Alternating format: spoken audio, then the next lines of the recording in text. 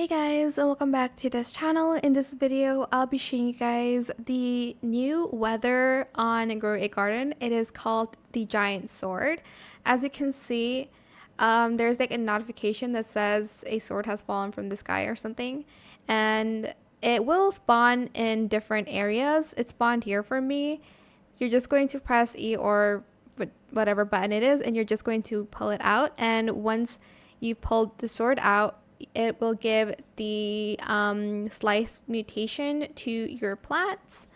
But yeah, that is the new weather that we got on the latest admin abuse event. I hope it was helpful for you guys.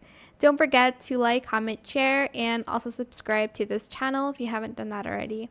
If you have any more questions about this video, just leave it in the comment section down below. I'll try my best to answer them all for you guys. And if you found this video helpful, please click the thanks button as well. That is it. Thank you so much for watching. Bye.